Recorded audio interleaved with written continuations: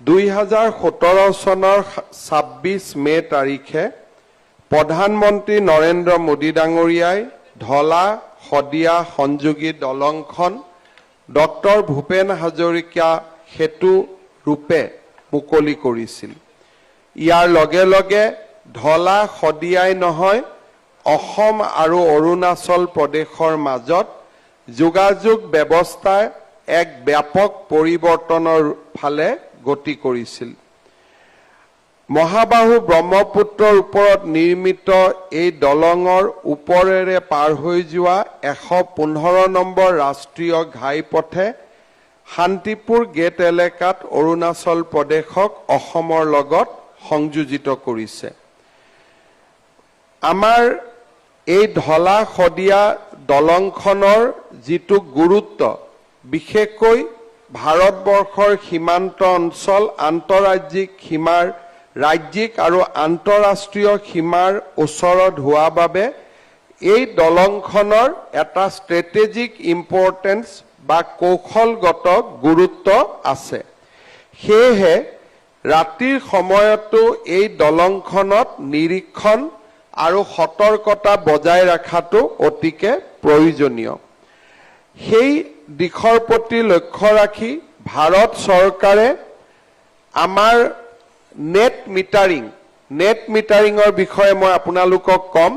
On grid solar power tie আপৰ সৈতে ঢলা শদিয়া দলঙৰ প্ৰৱেশ পথকে ধৰি মূল দলংখন পোহৰাই তুলিবলৈ বিজুলী বাতি সংস্থাপনৰ এটা প্ৰকল্পত অনুমোদন কৰিছিল। 2021-22 বৰ্ষৰ বাবে এই আঁচনিটো ৰূপায়ণ কৰাৰ চিন্তা কৰা হৈছিল আৰু শেষত বৰ্তমান এই আঁচনিটো ৰূপায়ণ কৰি ইয়াক মূল দলঙৰ 10.132 কিলোমিটাৰ আৰু প্ৰৱেশ পথটো সৌৰ শক্তিৰ জৰিয়তে পোহৰাই তোলাৰ ব্যৱস্থা কৰা হৈছে। এই প্ৰকল্পটোত 1215টা বন্তি বা 1215টা লাইট জ্বলোৱা হ'ব আৰু সৌৰ শক্তি উৎপাদনৰ প্ৰাংগণত বিজুলী শক্তিৰ যোগান ধৰা হ'ব। দলংখনৰ দুয়োফালে 120 ৱাটৰ মুঠ 483টা বন্তি জ্বলোৱা হ'ব আৰু দলঙৰ তলত প্ৰতিটো খুঁটাত 4টাকৈ বন্তি অৰ্থাৎ 732টা 70 ৱাটৰ বন্তি জ্বলিব। এই সৌৰ শক্তি উৎপাদনৰ বাবে মুঠতে 1284খন পেনেল ইয়াত স্থাপন কৰা হৈছে। সৌৰ শক্তি উৎপাদন দিনৰ ভাগত হয়, গতিকে বহুতৰ মনত প্ৰশ্ন হ'ব যে দিনৰ ভাগত সৌৰ শক্তিৰ উৎপাদন হ'ব, ই ৰাতি লাইট কেনেকৈ জ্বলিব? ইয়াৰ সমাধানটো হ'ল দিনত যি 700 কিলোৱাট ইয়াত বিজুলী শক্তি উৎপাদন হ'ব, সেই বিজুলী শক্তিখিনি অসম ৰাজ্যিক বিদ্যুৎ পৰিষদ বা APDCL ইয়াক কিনি ল'ব আৰু ৰাতি সৌৰ শক্তি আমি দিনত কিনি এই সৌৰ শক্তি শদিয়া তিনিচুকীয়া ৰাইজক আমি দিনত ইলেক্ট্ৰিচিটি হিচাপে আমি দিম। ৰাতি আমি যিমানখিনি লাইট লগাইছো তাত আমাক 110 কিলোৱাট বিজুলী বাতিৰ পোহৰৰ প্ৰয়োজন হ'ব। ৰাতিৰ ইলেক্ট্ৰিচিটিৰ দাম বেছি, প্ৰায় 9 টকা 10 টকা হয়। দিনত ইলেক্ট্ৰিচিটিৰ দাম কম, 5 টকা হয়। দিনত 700 কিলোৱাট আমি 5 টকাত কিনিম আৰু ৰাতি ইলেক্ট্ৰিচিটি বোৰ্ডে গ্ৰিডৰ পৰা আমি 110 কিলোৱাট আমি ইলেক্ট্ৰিচিটি দলঙত লাইট জ্বলোৱাৰ বাবে আমি যোগান ধৰিম। ইয়াৰ যিটো হিচাপ নিকাজ হ'ব, দিনত আমি কিনিম আৰু ৰাতি আমি দিম, অৰ্থাৎ এই দিনত দিয়া আৰু ৰাতি কিনা এই দুইটাৰ মাজত যিটো পাৰ্থক্য হ'ব সেইটোকে নেট মিটাৰিং বুলি কোৱা হয় আৰু সাধাৰণতে ইয়াক আমি নেট জিৰো, অৰ্থাৎ দলঙেও লাইটৰ বিল দিব নালাগে, আমিও দলঙক ইলেক্ট্ৰিচিটি কিনাৰ বাবদ পইচা দিব নালাগে।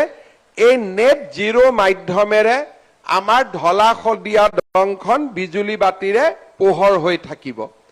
প্ৰধান বৰুৱা ডাঙৰীয়াই উল্লেখ কৰিছিলে যে বৰ্তমান অসমত এখন আঁচনি চলি আছে প্ৰধানমন্ত্ৰীৰ সূৰ্য ঘৰ।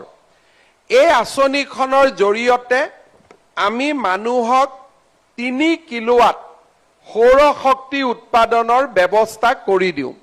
তাত চেন্ট্ৰেল গভৰ্ণমেণ্ট সাবসিডি আছে, ষ্টেট গভৰ্ণমেণ্ট সাবসিডি আছে, ৰাইজে মাত্ৰ অকণমান পইচা দিব লাগে। তেতিয়া দিনত সৌৰ শক্তি দিয়ে যিমান 3 কিলোৱাট সৌৰ শক্তি উৎপাদন হ'ব, দিনত বিদ্যুৎ পৰিষদে তাক কিনি ল'ব। কাৰণ আমাক সাধাৰণ ঘৰত দিনৰ ভাগত 1.5 কিলোৱাট মান বিদ্যুৎ শক্তি উৎপাদন হলে হৈ যায়। অতিৰিক্ত 1.5 কিলোৱাট আমি কিনি ল'ম আৰু ৰাতি আমাৰ যিটো নৰ্মেল ইলেক্ট্ৰিচিটি, সেই ইলেক্ট্ৰিচিটি বিদ্যুৎ পৰিষদে আপোনালোকক দিব। আৰু দুইটা যেতিয়া আমি যোগ বিয়োগ কৰোঁ, তেতিয়াহ'লে 3 কিলোৱাট যদি আমি সৌৰ শক্তি ঘৰত লগাওঁ, তেতিয়াহ'লে ইলেক্ট্ৰিচিটি বিলেই দিব নালাগে। আজি আমি মোৰ টুইটাৰ ফেচবুকত চালে দেখা পাব, এতিয়ালৈকে আমি 750টা পৰিয়ালক এই সুবিধা কৰি দিছোঁ আৰু প্ৰত্যেকজন ব্যক্তিয়ে সামাজিক মাধ্যমত এতিয়া দি আছে যে মোক এতিয়া ঘৰত ইলেক্ট্ৰিচিটিৰ বিল দিব নালাগে। যোনে এচি টেচি চলাই তেওঁলোকে লিখিছে মাহত মাত্ৰ 100 টকা দিব লাগে, 50 টকা দিব লাগে। এই ধৰণে 2 লাখ মানুহে এই প্ৰধানমন্ত্ৰীৰ সূৰ্য ঘৰৰ বাবে আবেদন কৰিছে আৰু আমি লাহে লাহে মানুহক এই কানেকশ্যনবোৰ দি আছো। ইয়াৰ ফলত দুটা লাভ হৈছে। এটাটো মানুহৰ ঘৰত বিজুলী বাতিৰ খৰচ কমি গৈছে, দ্বিতীয়তে সৌৰ শক্তিৰ পেনেল লগোৱা আৰু সৌৰ শক্তিৰ পেনেলসমূহ ৰিপেয়াৰ কৰা অসমত সমান্তৰালভাৱে এটা নতুন উদ্যোগ আৰু উদ্যমী যুৱক এচাম আগুৱাই আহিছে। ইয়াৰ ফলত আমাৰ ইঞ্জিনিয়াৰিং, পলিটেকনিক, ITI পাছ কৰা উদ্যমী যুৱ শক্তিসকলেও নতুন কৰ্মপথ এটাৰ সন্ধান পাইছে। আজি ঢলা শদিয়াৰ এই সোলাৰ পাৱাৰৰ জৰিয়তে যিটো আমি লাইট জ্বলাব গৈ আছো, ইও এটা উৎকৃষ্টতম উদাহৰণ যে দিনৰ সোলাৰ পাৱাৰ বোৰ্ডে, ইলেক্ট্ৰিচিটি বোৰ্ডে কিনি ল'ব আৰু ৰাতি ইলেক্ট্ৰিচিটি বোৰ্ডৰ পৰা আমি বিদ্যুতৰ যোগান ধৰিম। ফলত ইয়াত কেতিয়াও লাইটৰ বিল দিয়া নাই বুলি কেতিয়াও দলংখনত লাইট নুমাই নাযায়। নহলে সাধাৰণতে আমি য'তেই দলং নলগাও, লাইট নলগাও, এসময়ত লাইটবিলাক বন্ধ হৈ যায় আৰু মানুহে কয় যে কিয় বন্ধ হৈ গ'ল, বোলে বিল দিব পৰা নাই, বিল দিয়া নাই কাৰণে লাইট কাটি দিয়া হৈছে। এই শদিয়া, আমাৰ ঢলা শদিয়া দলংখনত এই সমস্যাটো কেতিয়াও নহয় আৰু তাৰ ফলত আমাৰ ৰাইজে এটা নিৰন্তৰ সুবিধা লাভ কৰিব। এই সোলাৰ পাৱাৰৰ কেন্দ্ৰটো স্থাপন কৰাৰ বাবে ইয়াত 2টা সোলাৰ ফটো ভলেটিক প্লান্ট লগোৱা হৈছে, ইনভাৰ্টাৰ লগোৱা হৈছে, 3 kV, 11 kV গ্ৰিড সাবষ্টেচন স্থাপন কৰা হৈছে, ডিজেল জেনাৰেটৰ ষ্টেট দিয়া হৈছে, panel board, control switch, solar plants দিয়া হৈছে। বহুবিলাক কামৰ উপৰিও staff quarter, guest house, security room, alarm system, এই ধৰণৰ বহুখিনি সুবিধা ইয়াতে নিৰ্মাণ কৰা হৈছে।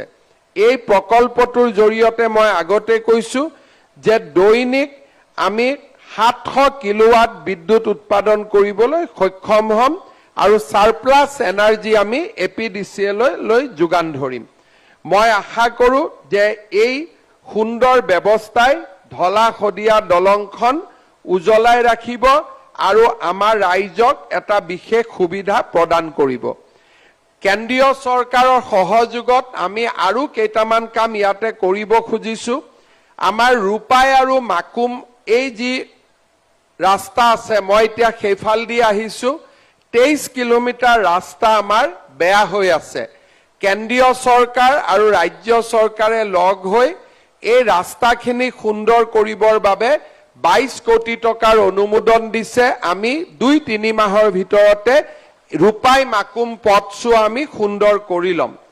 আনহাতে আমাৰ শদিয়া সমষ্টিৰ ইছলামপুৰ শান্তিপুৰ এই গোটেই শদিয়ালৈকে এই গোটেই অঞ্চলটোত আমাক ভাৰত চৰকাৰে 40 কোটি টকাৰ অনুমোদন দিছে আমি যাতে দুইফালে ৰাস্তাৰ দুইফালে ড্ৰেইন কৰিব পাৰো ইয়াৰ ফলত আমাৰ ইছলামপুৰ শান্তিপুৰ শদিয়া এই অঞ্চলটোৰ ৰাস্তাটোৰ দুইফালে আমি ড্ৰেইন বনাম আৰু তাৰ ফলত আপোনালোকৰ পানীৰ সমস্যাও বহু পৰিমাণে দূৰ হ'ব ইয়াৰ উপৰিও অনাগত ভৱিষ্যতত আমি চেষ্টা কৰি আছো যে ধলা শদিয়া এপ্ৰোচ ৰোডখিনিও আৰু বেছি সুন্দৰকৈ বনোৱা ইয়াৰ আঁচনি এটাও বৰ্তমান কেন্দ্ৰীয় চৰকাৰৰ বিচাৰাধীন হৈ আছে সন্মানীয় বিধায়ক বলিন চেতিয়া ডাঙৰীয়াই ভূপেন হাজৰিকাৰ প্ৰতিমূৰ্তি আৰু সমন্বয়ৰ ক্ষেত্ৰৰ বিষয়ে উল্লেখ কৰিছে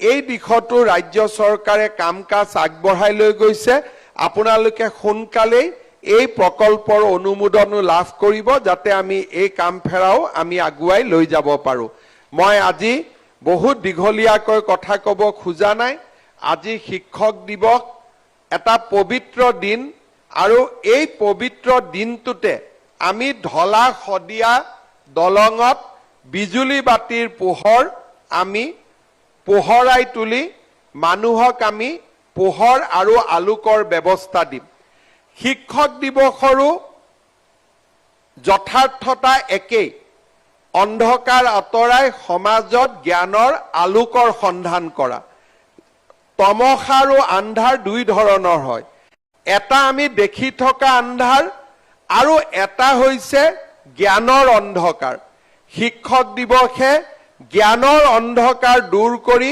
জ্ঞানৰ আলোক জ্বলায় আৰু এই সুন্দৰ জ্ঞানৰ আলোক জ্বলোৱা এই সুন্দৰ দিনটোতে জ্ঞানৰ আলোকেৰে আলোকিত কৰা এই সুন্দৰ দিনটোতে আমি ধলা শদিয়া দলংখনো আলোকিত কৰিব খুজিছো এটা সুন্দৰ দিনত সুন্দৰ প্ৰকল্পৰ শুভ উদ্বোধন কৰিবলৈ পাই মই নিজে গৌৰৱ অনুভৱ কৰিছো এই গোটেই আঁচনিখন ৰূপায়ণৰ বাবে সাংসদ প্ৰদান বৰুৱা ডাঙৰীয়া আৰু বিধায়ক বলিন চেতিয়া ডাঙৰীয়াই এক প্ৰকাৰ ক'ব গ'লে 18-19 চনৰ পৰাই তেওঁলোকে চেষ্টা কৰি আহিছিলে আজি এটা সফলতা এটা প্ৰাপ্তিৰ দিন মই শদিয়াবাসী ৰাইজ অসমবাসী ৰাইজৰ হৈ প্ৰদান বৰুৱা ডাঙৰীয়া আৰু বলিন চেতিয়া ডাঙৰীয়াক বহুত বহুত ধন্যবাদ আৰু অভিনন্দন জনাইছো ৰাইজকো এটা দীঘলীয়া হাত চাপৰিৰে প্ৰদান বৰুৱা আৰু বলিন চেতিয়াক অভিনন্দন জনাবলৈ মই অনুৰোধ কৰিছো কিছুদিন পিছত শদিয়ালৈ মই আৰু আহিম শদিয়াৰ বাকি কথা বতৰাবিলাকো আলোচনা কৰিম পুনৰ এবাৰ আপোনালোকক মই ধন্যবাদ জনাইছো অভিনন্দন জনাইছো শিক্ষক দিৱসৰ শুভেচ্ছা জনাইছো আৰু ধলা শদিয়া দলঙৰ এই আলোকৰে উজ্জীৱিত কৰা এই সুন্দৰ সন্ধিয়াটোত আপোনালোকক অভিনন্দন জনাই মই মোৰ বক্তব্যৰ সামৰণি মাৰিছো ধন্যবাদ জয় হিন্দ বন্দে মাতৰম